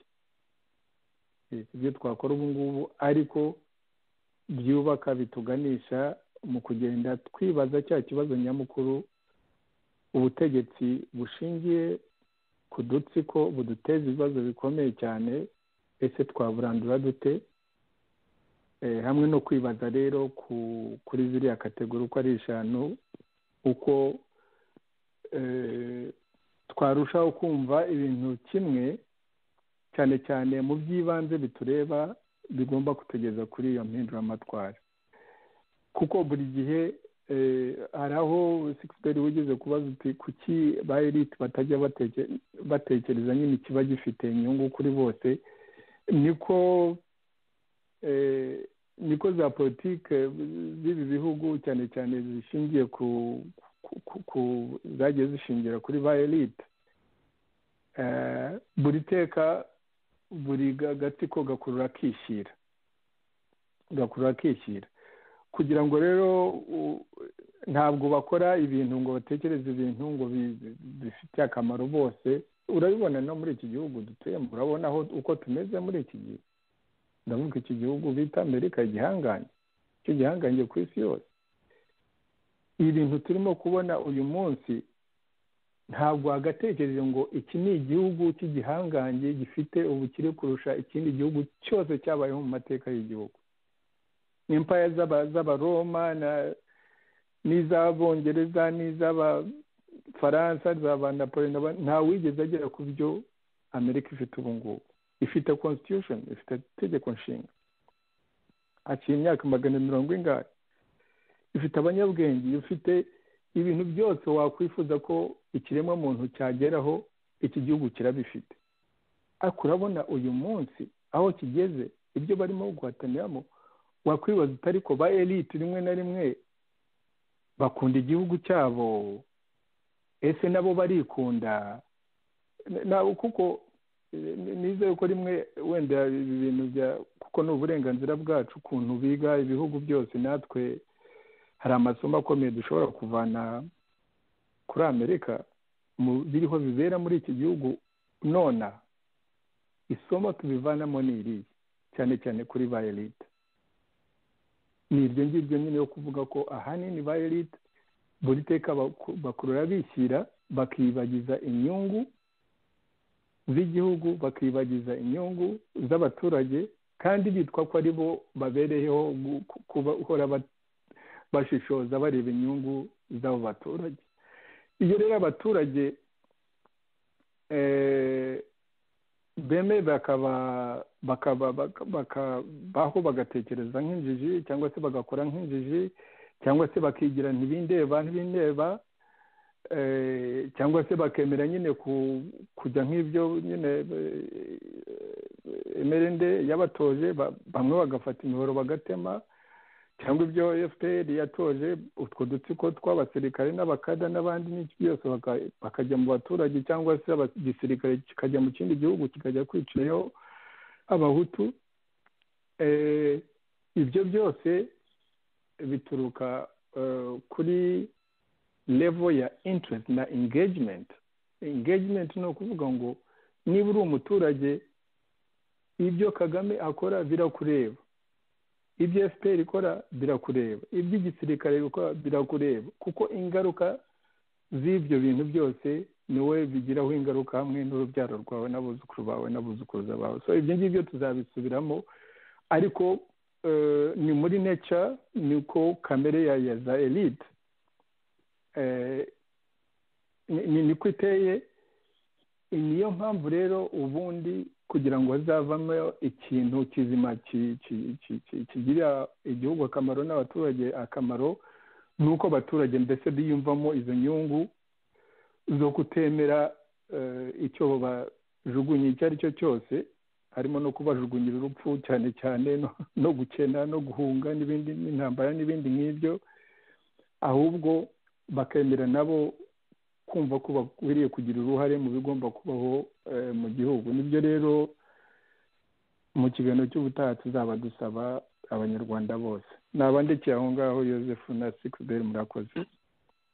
Ndagushimiye cyane muvandimwe Theogene, nongere ngushimire muvandimwe Sixbert, inshuti namwe mwari muduteze amatwi, ndabashimiye, mbifuriza ibihe byiza aho bwije, ibihe byiza aho bukeye, ibihe byiza. Cyari ikiganiro u Rwanda rwaganaho igice cya kabiri, tubarakiriye igice cya gatatu, ni naho ubutaha rero.